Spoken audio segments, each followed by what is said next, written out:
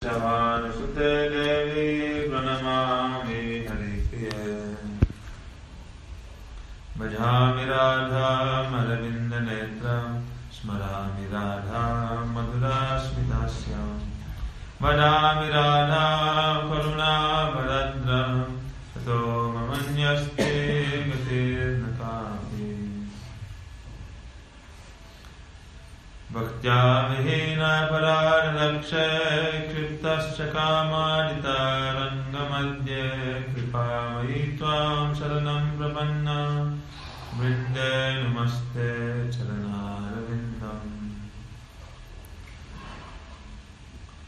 Radhe Vrindavanadishe Purnamritavahini Kripaya Nijapadabja Dasyam Mahyam Pradiyadam Jai Shri Krishna Chaitanya Prabhu Nityananda Shri Advaita Gadadhara Shivasadi Gaura Bhakta Vrinda Hare Krishna Krishna Krishna Hare Hare Hare Rama Rama Rama Hare Hare.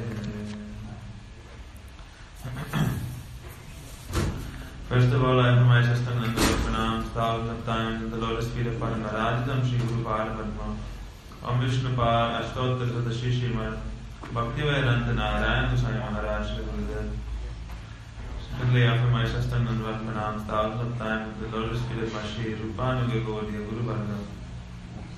Thirdly, I offer my Sastananda Pranam to all the assembled Vaishnavas and Vaishnavis.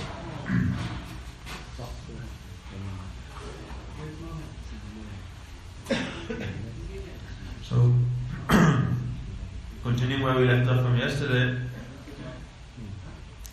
a reading from Sri Guru Darsana.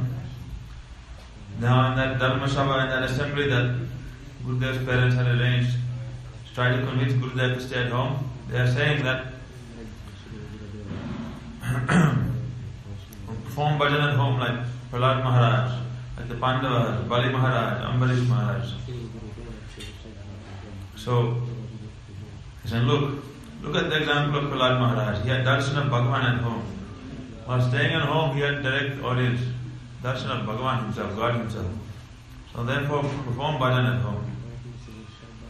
Prahlad Maharaj heard Harikatha for 60,000 years from his spiritual master, Narad Rishi, the dear devotee of Lord Narayana. Sri Gurudev said, by this it is seen that the darshan of Bhagavan can only be attained by high-class sadhu sangha. We're saying yes, but when he was staying at home, he heard Harikatha from Narad Rishi for 60,000 years. By sadhu sangha, he had darshan. Dhruva also saw Bhagavan after receiving the mercy of Narad Rishi. Hence, I took shelter at the lotus feet of a liberated Guru in the Brahma Madhva Gauriya Sampradaya, which descends from Krishna himself to Brahma, Narad Rishi, Vyasdev, Madhvacharya, Chaitanya Mahaprabhu down to the present day. A Pandit then requested Sri Gurudev to describe what he knew of the philosophies of the different sampradayas. Gurudev explained the core philosophy of Vishishta Advaitavad, along with the philosophies of Kevala Advaitavad, Shuddha Advaitavad, Dvaitavad, and Achintya Veda Veda Tattva.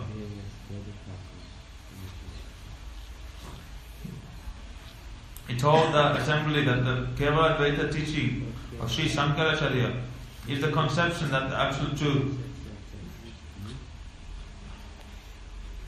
known as Brahma, is impersonal and devoid of form and attributes,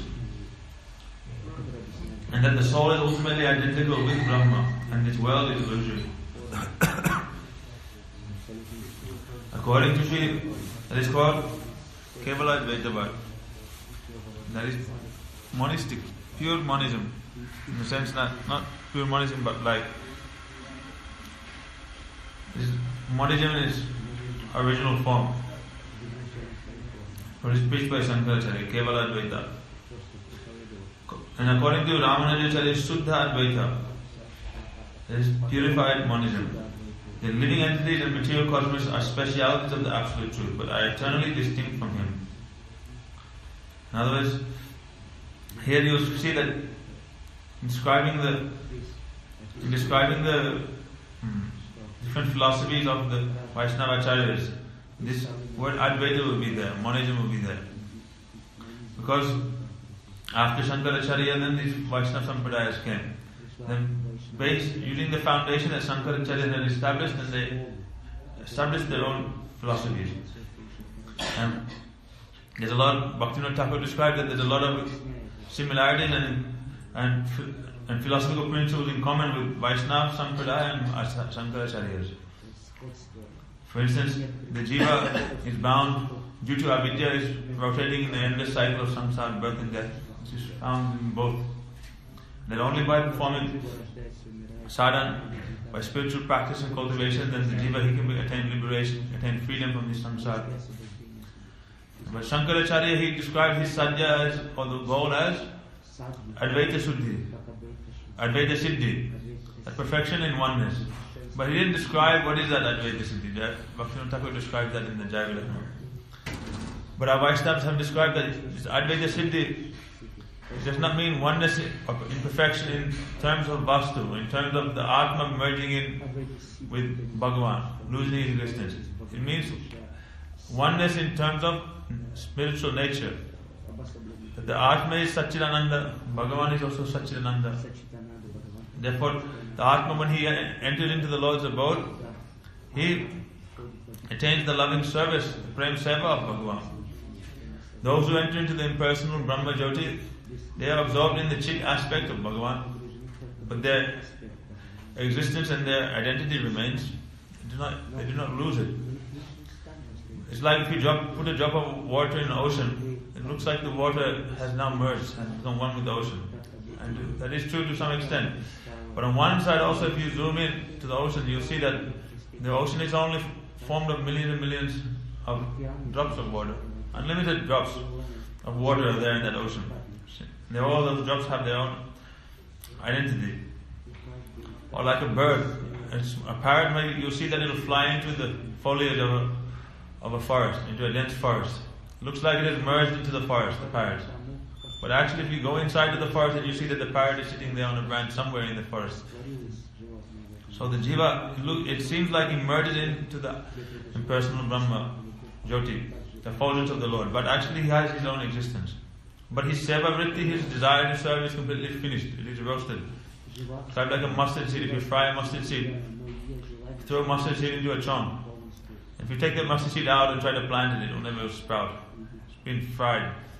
So the seva vritti of the jiva becomes completely lost when he enters into that. Becomes absorbed in Brahmananda. Becomes absorbed in the Chit aspect of the Lord. And the jiva never comes back from there. Only by some untold mercy, some very, very rare case, if hearing the Shabda Brahma, hearing the holy name of some Rasik Vaishnava, like Narad Rishi, he's travelling through the Brahma Jyoti, he's playing his veena and he's chanting Jai Radha Ramana Hari Bo. That Braj Kirtan enters into the ear of the jiva. He hears that holy name. He hears the Naam Roop qualities of the Lord. Then maybe that his seva vritti, his awareness may again awaken, and desire may come in his heart again to be active and serve. Then he'll fall down from that and enter back into the Maya Jagat. So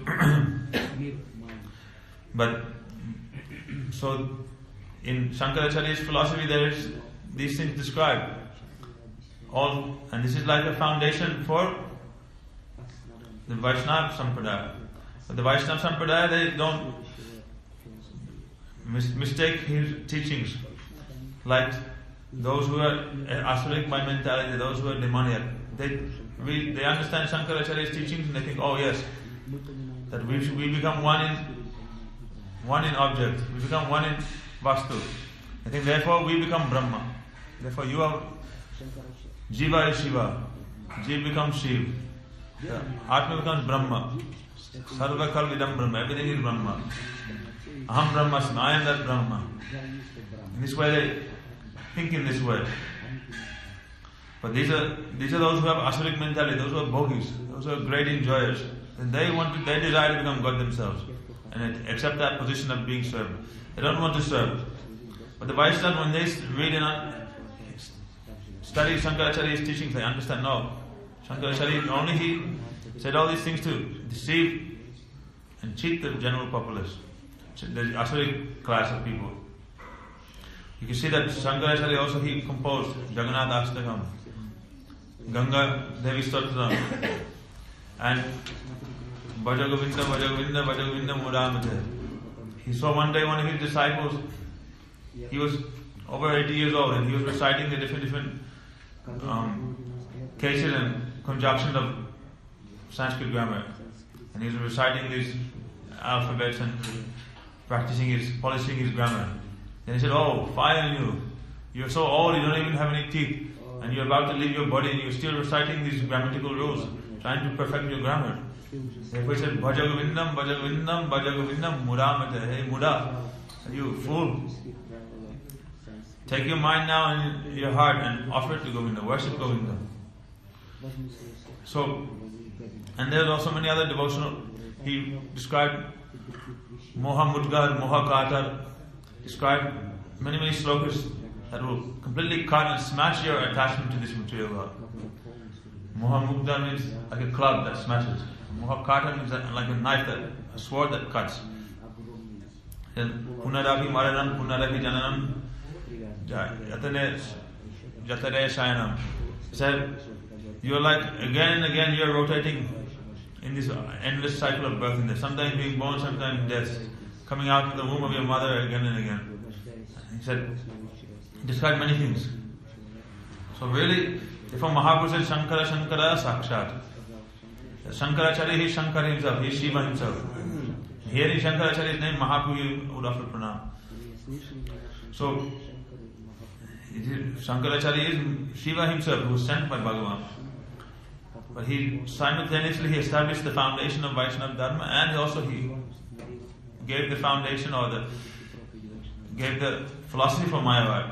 And this way, those who are demons, those who are rascals and bhogis, they interpret his teachings as Mayavad, and those who are Vaishnavas, they see the essence of his teachings and they see that actually he was not, really he is not a Mayavad, he is Mayavadi, he is actually a devotee of the Lord. But in a hidden way, in a covered form, he is preaching Vaishnavism. So, therefore, based on that Kevala Advaita was in Ramanujacharya established Shuddha Advaita. And he described that Bhagavan is there, he is one, but the Jiva and Maya are also his manifestations. And they are to be described to be like adjectives of Bhagavan. Like if you say blue lotus or red rose, then if the lotus is Bhagavan, then the color blue is described to be like the Jiva and Maya. It is describing that one Bhagavan, that one absolute truth. So the Jiva and the Maya, they help us describe Bhagavan as the Advaigyan Paratattva, as the absolute truth in whole. Without the Maya, without Jiva, Bhagavan is not complete. They are his Shaktis. They are part of his existence. But in the Vaishnava philosophy, there's always a Nitya Bhed, there's a eternal Bhed difference between the Jiva and Brahma. And the main distinction between the Jiva and Bhagavan is that Bhagavan is Sarva Shaktiman. He possesses all potency. He is full of potency. And the Jiva is Shaktihin. He is devoid of potency. The Jiva has no potency. And the Jiva, Bhagavan is always in control of his Maya Shakti, whereas the Jiva is always influenced and under the control of the Maya Shakti. This is the main difference. Only when the Jiva takes shelter of the Sarup Shakti, then he becomes free from the influence of Maya. And that is also, he becomes completely free when he gives up his body and he leaves this Maya Jagat and enters into the spiritual world. Then he has no more touch or any contact with this material world. So Sri Madhvacharya's Dvaitavad declares that there are 5 eternal differences. Madhvacharya, he was very much against Shankaracharya's monistic philosophy. Therefore, he did not preach in his philosophy. There is the word Advaita is not there. Only Dvaitavad, duality. And he went like completely extreme the other way. Like Shankaracharya went to one extreme, then Madhvacharya went the other way, the other extreme. Madhvacharya didn't spend time much describing the oneness, the similarity between Jiva and Bhagavan. He only always emphasized on the differences. preach the differences. And there are five eternal differences. Nitya Bhed. Difference between Jiva and Bhagavan, living entities and God. Between individual souls, that is Jiva and Jiva. Between God and matter, that is Bhagavan and Jad, or Maya. Between matter and matter, that is Jad and Jad, or Maya and Maya. And 5, between matter and the living entity, that is Maya and the Jiva. These 5 eternal differences exist, according to Madhva-acharya. Sri Chaitanya Mahaprabhu appeared and harmonized the teachings of all these acharyas into the perfect philosophy of the absolute truth, known as Achintya Veda Tattva. On the basis of the Vedic scripture, Chaitanya Mahaprabhu illuminated that Krishna and Srimati Radharani together constitute the absolute truth. Krishna and his potency are inseparable, as heat and light cannot be separated from fire. Krishna himself does not transform into the living entities and material energy. His potency performs this function. Thus, by the transformation of Krishna's inconceivable, inseparable potency, everything is simultaneously one with and different from him. Mahaprabhu said, yes, Brahma does not undergo direct transformation like the 4 Vaishnava Sampradaya acharyas have proposed. He said, there is no Vastu Parinam Bhad, there is no transformation in Brahma. He is Nirvikar. We should honor the statements of the Shrutis. Therefore, Shakti Parinambha, therefore the Shakti of the Lord transforms into Maya and Jiva. This is why Mahaprabhu reconciled and perfected the Vaishnava philosophy. So, Jaivedharma describes that the Vaishnava philosophy is described to be like a lotus. That first it sprouts and then it buds and then it gradually begins to open and it becomes fully blossomed.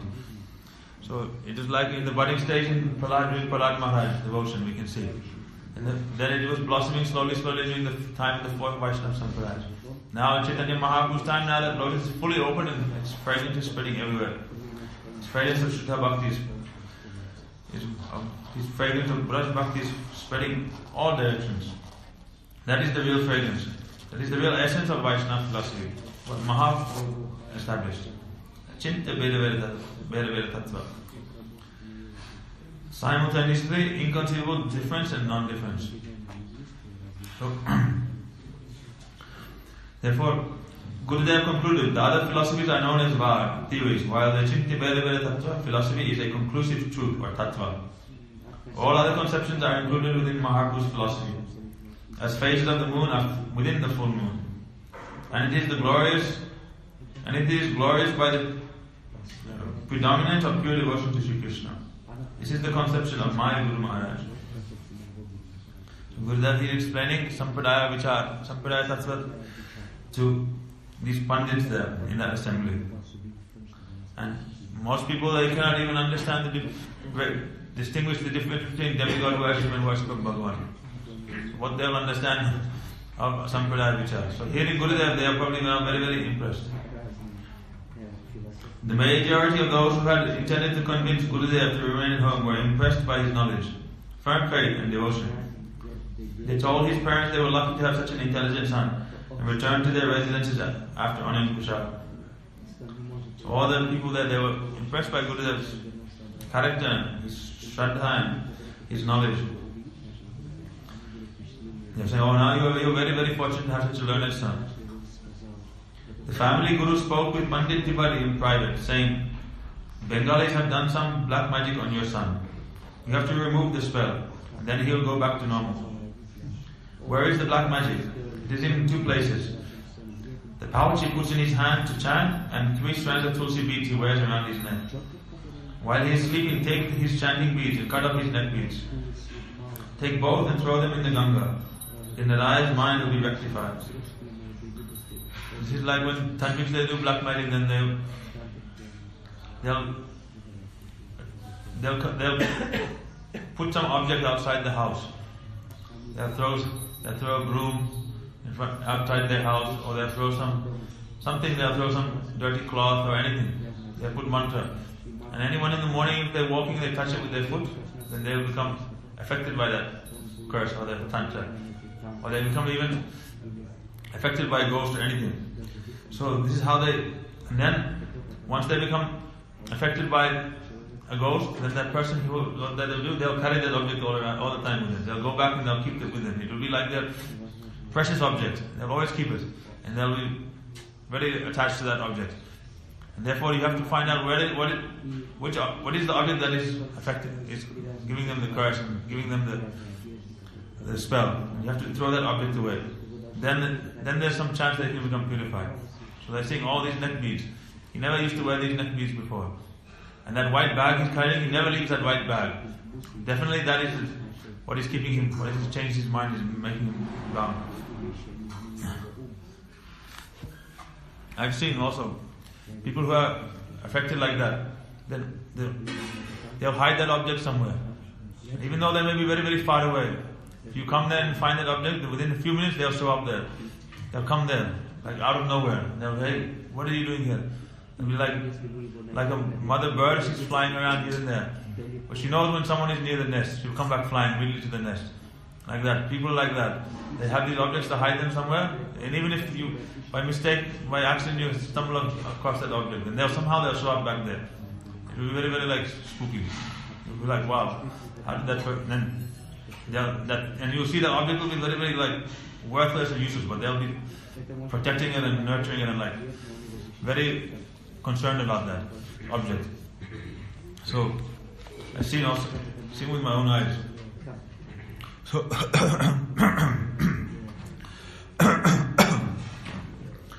So now they're planning how to cut Gurudev's neck beads off. Especially in India, Bengalis they're known as the best tantrics. All the tantrics they also do black magic. They're all Bengalis. Even if you go in the bus in India or here and there, there's always advertisements. It says Bengali tantric. They'll advertise the tantric as Bengali. Then people will have faith. Oh, he must be good tantric. He must be good at black magic. If he's Bengali. If he's not Bengali, then no, he's not so good. The Bengalis are famous for doing tantra and mantra, all these things. So now they're thinking, he's living in Bengal in this mud there somewhere. So the Bengalis they've done some magic on him. Now we'll have to purify him. So take both and throw them in the Ganga. While he's sleeping, take his chanting beads and cut his neck beads off. Take both and throw them in the Ganga. Then Narayan's mind will be rectified. Pandit Tiwari held a secret family council to discuss how to alter Gurudev's pronounced disposition. Although pleased he was home, they feared he would leave again. Pandit Tiwari said, he has shaved his head and mustache. This signifies that his parents are deceased to him. Guruji has said that the Bengalis he was living with are powerful yogis. He used mystic power and black magic to influence him. Now he has come back, but surely a spell has been placed on him that will make him restless to leave.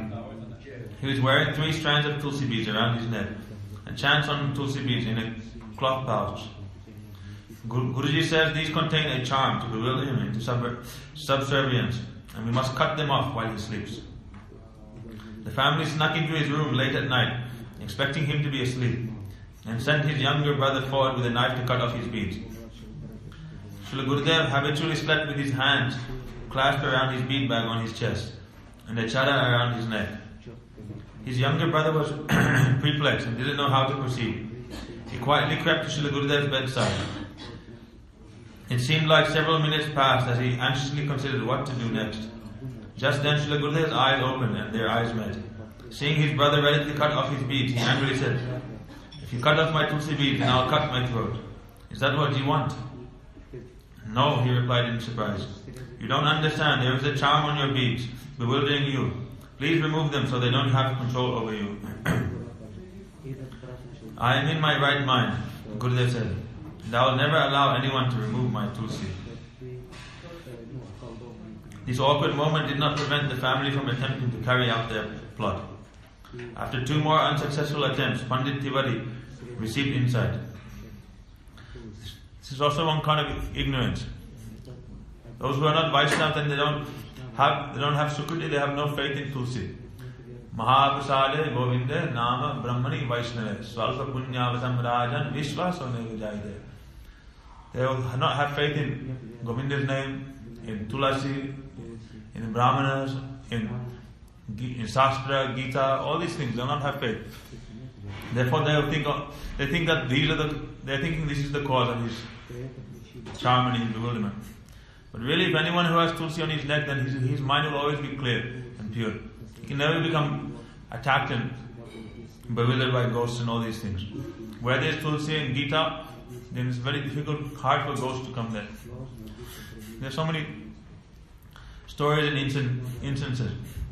When we were in Bangalore, there was one lady. She was the newly wedded wife of one relative of one of our congregation. So that congregation came to us and said, "Oh, we're having this problem. Seems like she's bewildered by ghosts. She's requesting so many items, and she's acting very, very strange. Sometimes she is normal, and then sometimes she's acting very, very funny. We think she is bewildered by ghosts." So then said, "Please come and see." So there's one brahmachari in our mud. He was from south side. He was from Tamil Nadu. So he said he had an experience before with dealing with ghosts and this and that. And he always had a little bit of the attitude that, "Oh, I know everything, I can do everything." So I said, "I'll go." So he went there to the house. And he was there, and then that lady, she was acting like normal a little bit, like she was sitting for herself. Suddenly she would start speaking so many things. She says, "Bring me red sambar." Means she wants sambar with meat in it. "I want red sambar, bring me red sambar." Then she said, I want like nice new dress, new cloth. Then they went to the market and they bought her one dress. Then she said, "No, not this one, this is a very cheap one. I want very, very expensive one. Like, I know where you bought this, you bought from this market." And we were like, "Oh, how does she know where to buy this?" Then that brahmachari then started talking to her, "Who you are, what do you want?" Then he said, "If you tell me everything, then I'll liberate you, otherwise I'll destroy you." And they do some mantra, they take some lemon, they chant some mantra, and they threaten with some object like that, and the ghost becomes afraid. So that ghost, somehow the brahmachari, he knew these things, so that the ghost became afraid, and she started telling his history. She said, "Oh, actually, a few days ago, like a week ago, I was supposed to get married. So I'm one girl, I live in this area. I was supposed to get married to one boy, but that boy, he rejected me, and then he married another girl. So I committed suicide. So I was sitting outside. I was in the hospital. They were taking my body, and I was sitting on the roof of the ambulance, and I was driving by this house, and I saw this lady here. She was sitting outside, and she was very, very morose and depressed. Why? Because in India, when the new girls, they come married in the house, they usually, a lot of the time, they fight with the mother-in-law. Sometimes they have trouble adjusting. At that time, the in-laws, they create so many problems. So she had left her. So they leave their house where they've been living their whole life. Sometimes from a different village, different state even, it can be. So that time, and if they don't feel that they're not treated nicely in their new home, then they become very depressed and they become morose. So she was anyhow weak by nature, weak by mind. She was very depressed. She was sitting outside in the state. I saw her in this state, so therefore I came and I entered into her body. Then brahmachari was saying, "But how did you..." So then the people in the house, they were Brahmins. He said, "We are Brahmins, how could you enter into a house?" And she was laughing. "You are only so-called Brahmins." He said, what is, there's no purity in your house. He said, "No, we have Gita, we have Bhagavad Gita in our room." And the ghost said, "Yes, but you keep it locked up in the corner in the room there, and where you worship." So therefore I go everywhere else in the house, but I don't go in that area. Said, "How did you come in?" So I came through there was a crack, and there was a space under the door. I entered under the door. And he was explaining all these things. The ghost was explaining all these things. Finally, that brahmachari, he's made some, they make some, like, they take some, like, white pumpkin or something, like some objects, and they cut it open, they put like camphor and, not camphor, there's kumkum and things inside, and they chant mantra, and they force the ghost to enter into the pumpkin, then they close the piece they cut out, they put back in, and they wrap it with a red cloth, and they tie it with a string, and they take that pumpkin and they go to like the Narmada River. Narmada River is where Shiva's place, and they chanting mantra and everything, they throw the pumpkin into that river, and they liberate the ghost. It's like this, they have different tantra and ways for liberating ghosts.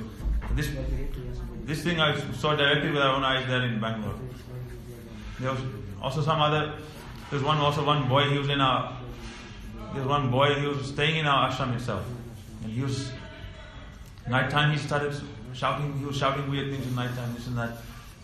Then what happened is Then one of our brahmacharis, he was very attached to that boy. He was sleeping with him nearby. He came and he asked him, "What is the matter?" And he's taking a pen. He started ripping his. He was inside one of those Chinese mosquito nets. Started ripping the net, and he was shouting some name, this that. Then we're wondering, what is his name? So they called his mother and asked, "Who is this name?" Then his mother said, "Oh yeah, this name, this person he's shouting is our grandfather, our great grandfather, one of our ancestors or descendants in our family line." And she's saying, "Oh, all my relatives they've been pestering us and disturbing me that why your son has joined much, why you not putting him in school, why is he not getting education, why you not getting him married."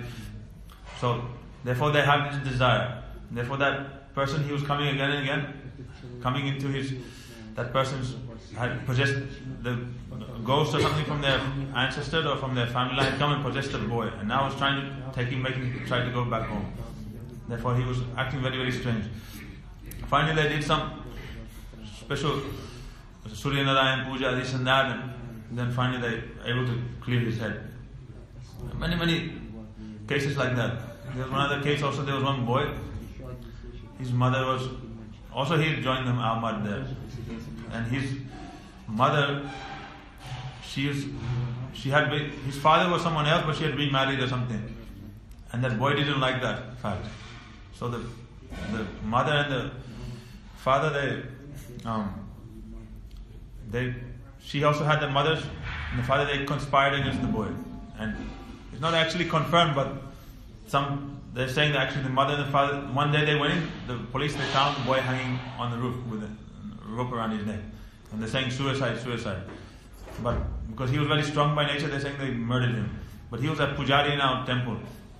So then, after some days, when we were staying in Anandadam, then there was one brahmachari, he was from South India, came.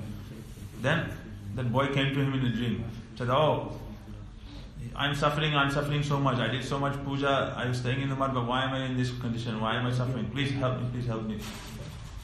Then Prabhuji sent the brahmachari, and they sent him to Ganga Sagar, and they did the Shraddha there in Ganga Sagar. Then after doing the Shraddha there in Ganga Sagar, and then they went back to south and they did one more puja there, and they did offer some charity. Then that boy, he stopped coming in the dreams of people. He came to also Vaikunath Maharaj when he was there in Bangalore. He came to him in dream. He came to this brahmachari in dream. I remember I was also that night when I was also in Anandam, I was trying to sleep. Then I felt someone also, like some ghost was attacking me that night also, when he came in that boy's dream. But then after that, when they did on Prabhuji's order, they did the puja in Ganga Sagar, and they did the puja, one more puja in the south. Then he stopped. He got freedom, liberation from that. So in this way we can see that these subtle entities like ghosts, they exist, and also this tantra, mantra, all these things, they exist, and it has worked. It works. But where there is tulsi, where there is tariya vastu of Bhagavan like Charanamrita, and where there is Bhagavan's prasadi mala, prasadi things, tariya vastu, then that is very, very powerful. No ghosts, they cannot touch those things, they cannot come near them. So if someone has tulsi beads on their neck, generally it is very, very difficult for ghosts to attack such a person. But they are thinking, "Oh, Gurudev has tulsi neck beads on his neck, he's chanting his mala. Therefore, this is what is making him very, very restless." So, they're saying, "You don't understand, there is a charm on your beads bewildering you. Please remove them so they don't have control of you." "I am in my right mind," Gurudev said, "and I will never allow anyone to remove my tulsi." This awkward moment did not prevent the family from attempting to carry out their plot. After 2 more unsuccessful attempts, Pandit Tiwari received insight. One night while Pandit Tiwari was sleeping, he had a dream in which he had heard an aerial voice. Sriman Narayan is my pure devotee. He was born in this world solely to serve me. I sent Mahalakshmi to plant your crop while you were searching for your son, so there would be no shortage in your home. Now let Sriman Narayan do his bhajan without any disturbance. So, his Gurudev's father received this aerial voice in his dream. So don't disturb your son anymore. Pandit Tiwari then heard the verse his son had quoted the previous day. Devarshi bhutapta drinam pitrinam na kinkaranayam rini charajam sarvat manaya saranam sharanyam gato mukundam parihritya kartam. He who has fully surrendered to me, Mukunda, is not indebted to any being. I compensate all his debts. What worry do you have? Your son has Niskinchan Bhakti for Guru and Bhagavan. He is empowered with all good qualities, and those related to him will have no shortage for necessities. You do not even plant any grains, and still everything has gone better than ever. So what is your worry? Leave your son be. So Gurudev had renounced everything, and it was Gurudev's duty to take care of the crops. That was his seva, that was his duty. So Bhagavan himself, he arranged everything for their Tiwaris, for their family. Why Bhagavan has promised. Anyone who is surrendered, he is not indebted to anyone. And Bhagavan himself, he carries out all their duties. Pandit Tiwari awoke and went to his fields. He saw that the entire paddy crop had been reaped and stacked. He searched to find out who had done the work, but everyone was just as perplexed as he. The next day when he went out to begin separating the husk from the grain, he found the full crop had already been threshed and packed in bags, and the stalks stacked neatly nearby. First he had wondered who planted the paddy, and now he thought, who planted, reaped, threshed and sorted it all? His entire family had been absorbed in searching for the whereabouts of their beloved Sriman Narayan, and once he was found they celebrated, neglecting the harvest. Miraculously all the work had been done. Srila Gurudev spent his time at home, eager to return to the ashram of Srila Bhakti Pragyan Keshav Goswami Maharaj. During the day, he spent most of the time in spiritual practices and took his meals separately in his study room. He rose early every day and went to the Ganga. In the afternoons, he taught school subjects to his younger siblings and also read them stories from scripture. One afternoon in January 1948, his younger brother and sister came to him for their daily studies. Gurudev said he was not feeling well and would not teach them that day. When his mother brought Gurudev's evening meal, he declined the prasad. The next morning around 9, Pandit Tiwari sent his youngest son to check Gurudev's condition and see if he needed any help or medicine, for he had not risen to greet the family and it was late. Gurudev slept on a wooden cot, laying with simple padding, and a mosquito net hanging over the four corners. Entering the study room, the boy approached Gurudev's bed. Seeing blankets covering Srila Gurudev's body, the boy thought he must be really sick to cover his head. Lifting the cover, he saw only straw filling. He dashed back to the house with the devastating announcement that Gurudev was gone. For many days, Gurudev had been contemplating how to leave without disturbing his family. The previous night, he had stuffed straw under his blankets and slipped out of the house unseen. He decided not to go to the local train station for fear that someone would recognize him and inform the family that he was leaving. Instead, he went through a dangerous forest that was inhabited by ferocious ghosts, resembling buffaloes, bulls, and fierce beasts of prey. No one from the area would set foot in that forest at night. Wearing only a dhoti and a chandra, carrying his tulsi mala, while incessantly chanting, Srila Gurudev fearlessly crossed through the forest without an event. Describing in Bhaktivinoda Thakur's time, when he was traveling, and he came to one village once. At that time, he wanted to stay somewhere, so that there was outside. It was very late, so outside the village there was one house. So the villagers, that house was haunted by a Brahma Rakshasa. So anyone who stayed in that house, then they automatically, in the morning they would be missing or they would be dead or something. So but Bhaktivinoda Thakur, he didn't know So he went and he was staying in that. It was late night, so he found the abandoned house and he was staying there. Then in the night time there was so much disturbance, but Bhakti Thakur, he just stayed up all night chanting Harinam. Then in the morning the villagers, they came and they said, "Oh, Sadhu Mahatma, so what are you doing here?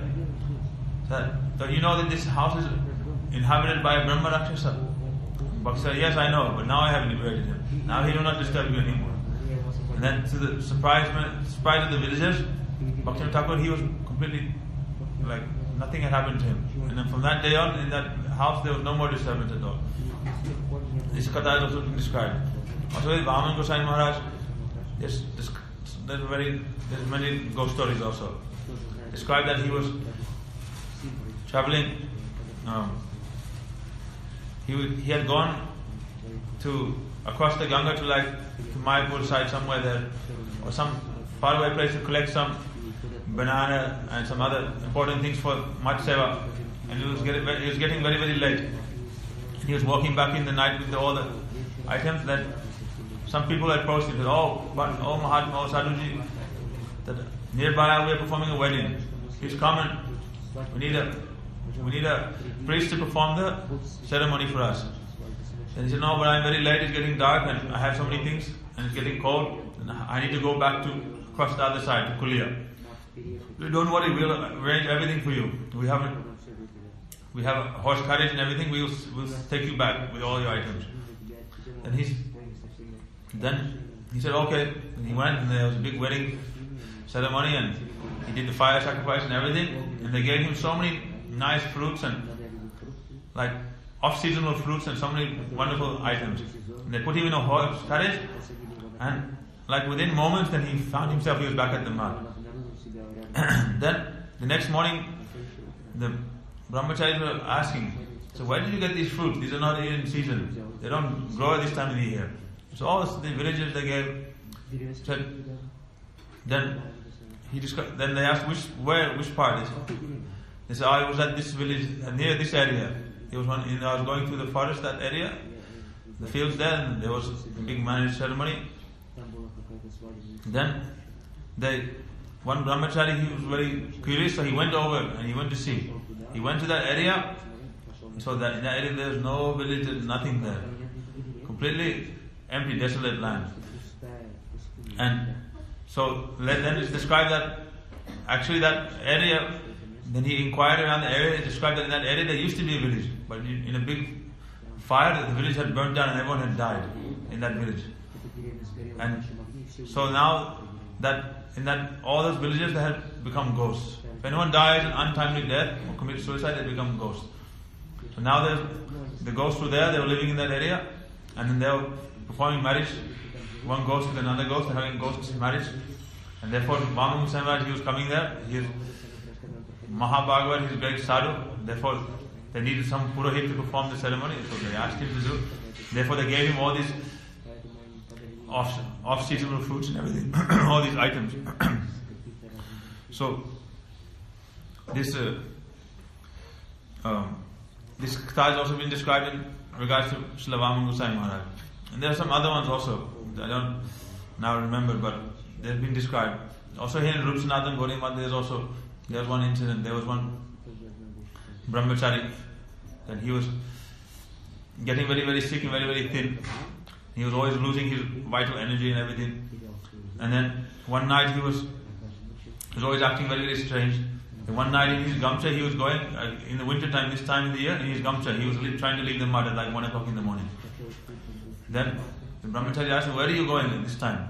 "Oh, I'm going to take bath." Then, and also sometimes he'll speak very, very strange things. So it happened then, they said, "No, you cannot go at this time." So then he sort of went into some fit and he fell unconscious on the ground. Then one of the brahmacharis took some water in his hand and chanted Gopal mantra and splashed it on his face.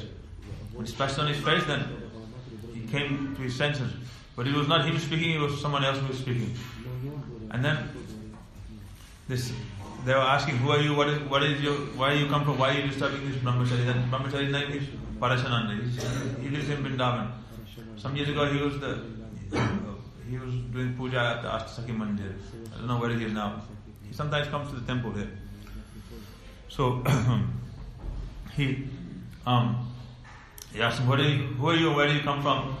He said, oh, same thing. He said, actually, I was one girl. I was supposed to marry one boy, but the boy also he rejected me and he married some other girl. Therefore, in Keshigarh, I committed suicide there.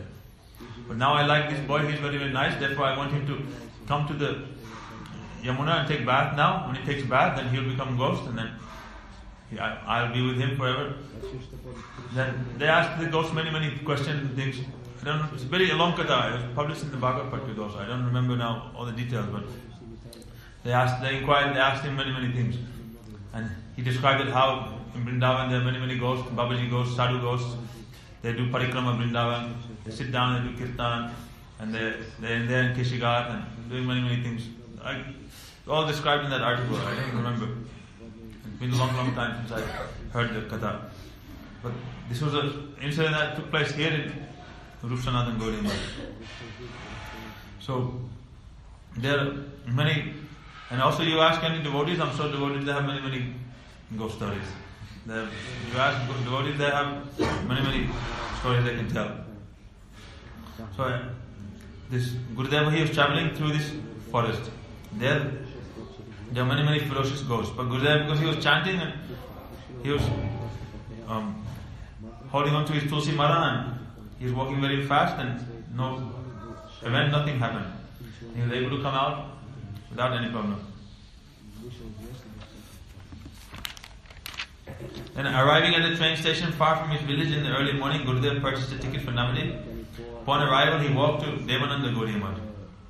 When Gurudeva left for the second time, his family became distraught and they travelled to Devgarh, hoping to find him there. Not finding Gurudeva, they sent out search parties to the Gauri ashrams in Bengal and discovered their son was staying at Navadip at Devananda Gaudiya Math. Gurudeva's parents visited him there and begged him to return. But he was determined to remain in Navadip under the tutelage of Acharya Kechari. Seeing that he could not be swayed, his father requested him, "We have one last wish. Before we leave our bodies, please visit us one last time." Srila Gurudev agreed, and with deep sadness, his mother and father returned home. Their last hope vanished. They had been defeated. How could they convince Gurudev to return when their fields were full of grain? If not for the inexplicable rice crop, there is no saying what the Tiwaris would have done to bring Gurudev back to the farm. For Biharis are known to be fiercely indignant and slow to pardon. The Tiwaris' affairs carried on without difficulty.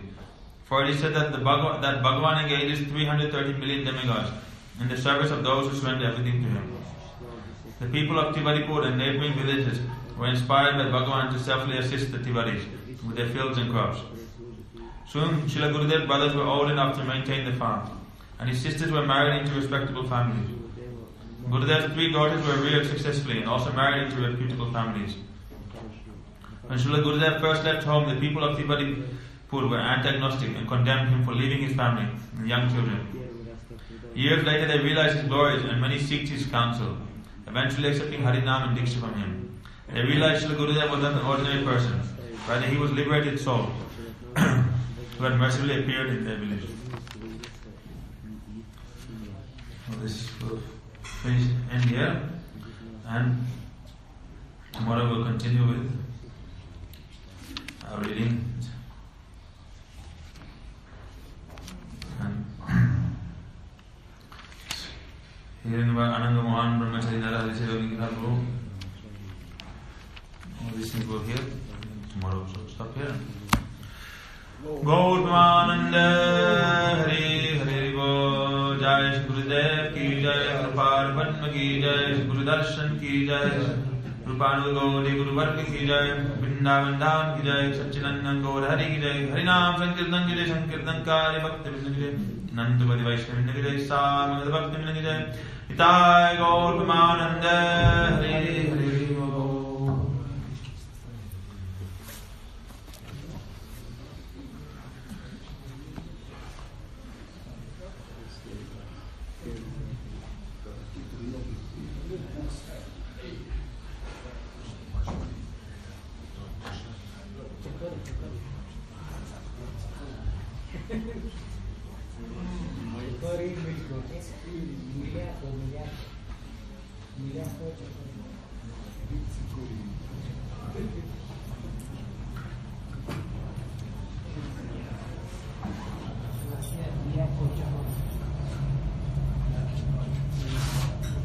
Khijuri.